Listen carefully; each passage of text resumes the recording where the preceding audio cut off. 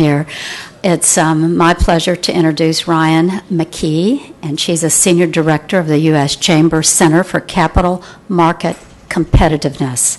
As Director, Ryan is responsible for developing policy and managing CCMC projects aimed at maintaining and advancing America's global leadership in capital formation, while also representing the diverse interests of the Chamber's membership, and those two alone would be a challenge.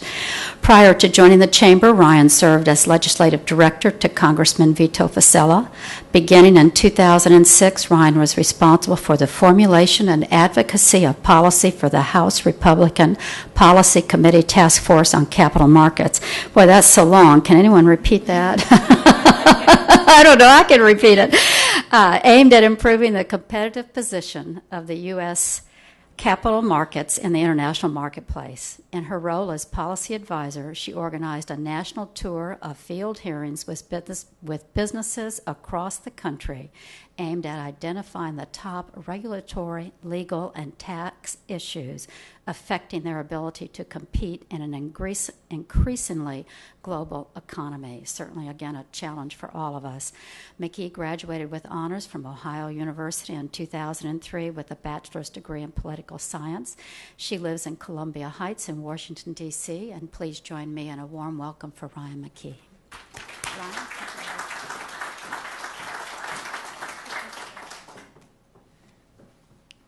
Good morning. Thank you very much for letting me come and talk to you guys today. I don't think that there could be actually a more timely opportunity. We are looking at very imminent action in the Senate on financial regulatory reform, which is ultimately what I wanted to come and talk to you guys about. I'm just going to try and keep this relatively informal, and feel free to stop me at any point and ask questions.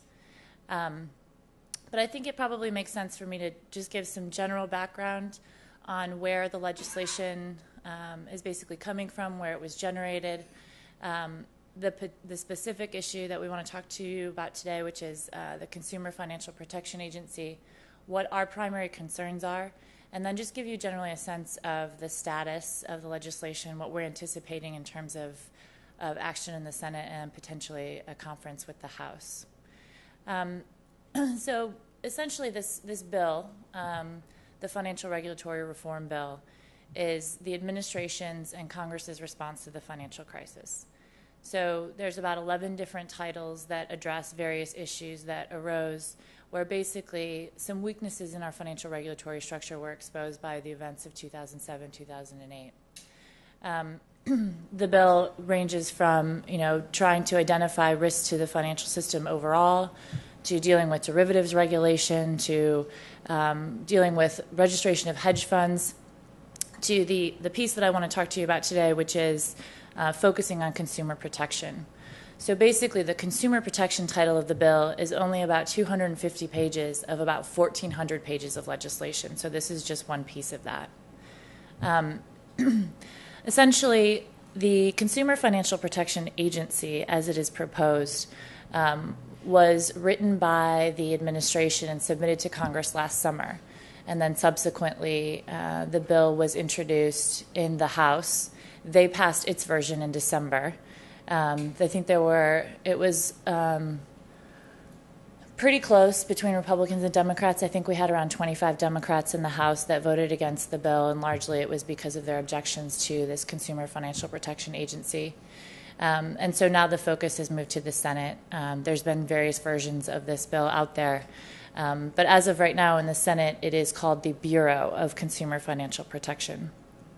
I think ultimately this has been advocated as necessary because there were consumers that ultimately were harmed by subprime mortgages, manipulative credit card practices, payday loans, check cashers. That's really been the world of regulation where it's been most frequently pointed to as necessary to create this new agency. The Bureau as it stands now would be housed under the Federal Reserve's umbrella. In the House, it would actually be a standalone new agency. But I think we've really identified 4 primary areas where we ultimately think that this new Bureau of Consumer Financial Protection actually goes much further than what is necessary to strengthen consumer protection and would actually have some very severe unintended consequences for consumers and for small businesses, particularly in regard to their access to credit.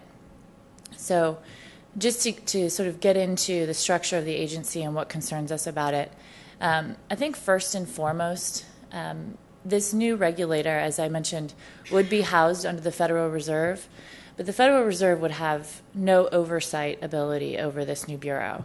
So essentially, the director of the bureau would be able to move unilaterally without any Federal Reserve input. Unlike most other federal financial regulators, this bureau would literally be subject to no meaningful checks and balances, even by Congress and even by the president, let alone the Fed or any other prudential federal regulator.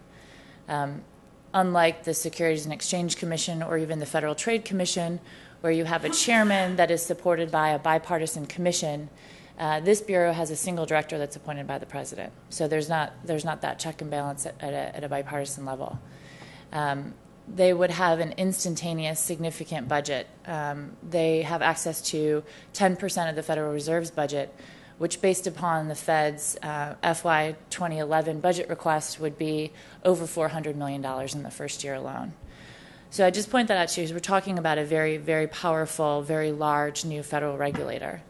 At the same time, the 7 existing federal financial regulators would continue to exist. So it's essentially a new, powerful consumer protection regulator on top of the existing regulatory structure.